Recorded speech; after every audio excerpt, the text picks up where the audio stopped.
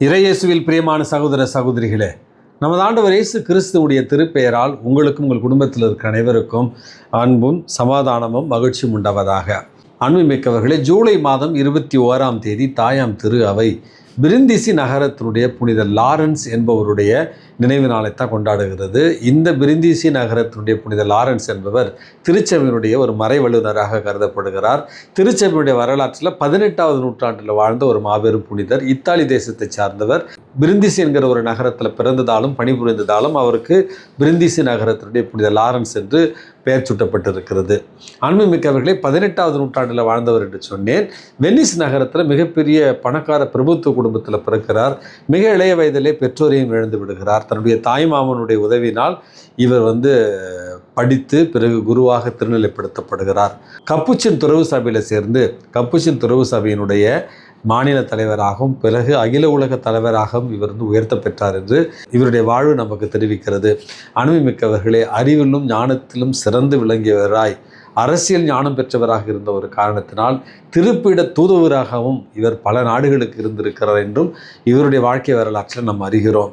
அன்புமிக்கவர்களே, Capuchin சபையினுடைய மிக உயரிய பதவியில் இவர் இருந்தார் என்று சொன்னோம். இருந்தாலும் தாட்சியோடும் எளிமையோடும் அந்த சபையை வழி நடத்தினார். 2வது முறையாக இவருக்கு அந்த பொறுப்பு கொடுக்கப்பட்ட நேரத்தில் அந்த பொறுப்பை நிராகரித்து தான் எளிமையாகவும் தாட்சியாகவும் வாழ விரும்பியதையும் இவர் மக்களுக்கு அறிவித்தார் என்று தான் இவருடைய வாழ்க்கை வரலாறு நமக்கு கூறுகிறது.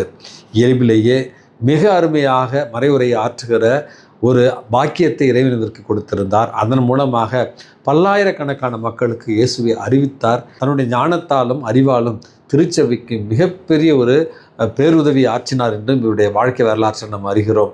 இந்த பிரிந்திசி நகரத்தினுடைய புனித லாரன்ஸ் அவர்களுடைய பரிந்துரையால் நாமும் இறைவன் நமக்கு கொடுத்திருக்கிற திறமைகளையும் இறைவன் நமக்கு கொடுத்திருக்கிற வாய்ப்புகளையும் இறைவனுடைய அதிமிக மகிமைக்காக பயன்படுத்தக்கூடிய ஒரு ஞானத்தை இறைவன் தந்திடுமாறு நம்ம இவருடைய பரிந்துரையால் மன்றாடி செபிப்போம்.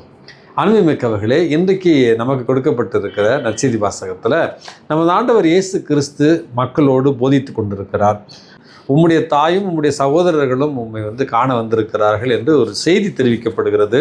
மக்கள் அவருடைய போதனை கேட்டுக்கொண்டிருக்கிறார்கள். உடனடியாக இயேசு அந்த செய்தியை கேட்டுவிட்டு மக்கள் பக்கமாக திரும்பி, யார் என்னுடைய தாய், யார் என்னுடைய தந்தை, யார் என்னுடைய சகோதர சகோதரிகள் அப்படின்னு சொல்லி இறை வார்த்தையை கேட்டு அதற்கு கீழ்ப்படிந்து அதன்படி நடப்பவர்களே என்னுடைய தாய், என்னுடைய தந்தை, என்னுடைய உற்றார் உறவினர், சகோதர சகோதரிகள் என்று அங்கு இருக்கிற மக்களை பார்த்து சொல்லுகிறார்.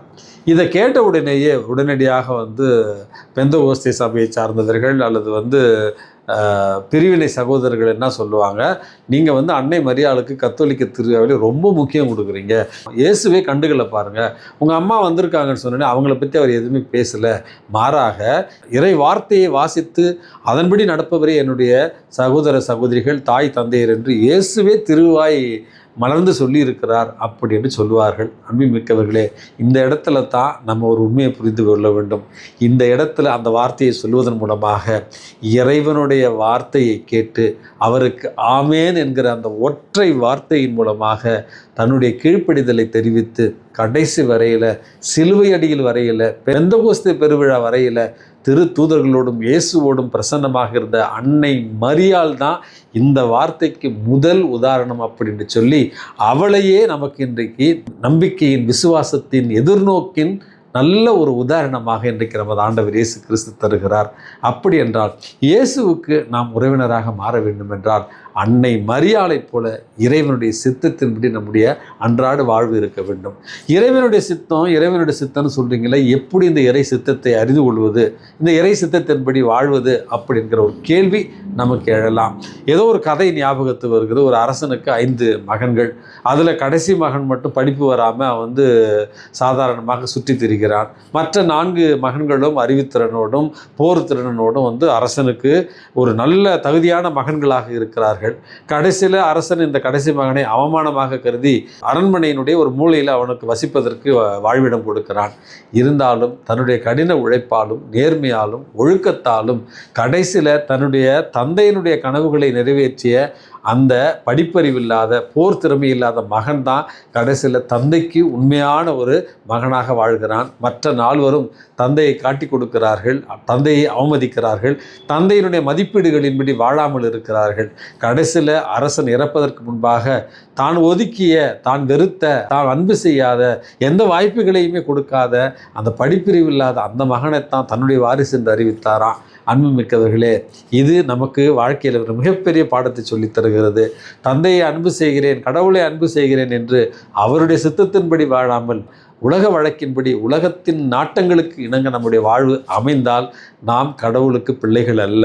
மாறாக அன்னை மரியாளை போல கீழ்ப்படிந்து பிறருக்கு உதவி செய்து மன்னித்து இந்த மண்ணுலகில் பிறருக்கு உதவி செய்து நாம் வாழ்கிற பொழுது அதுவே கடவுளுடைய சித்தத்தை அன்றாட வாழ்க்கையில் நிறைவேற்றுவது.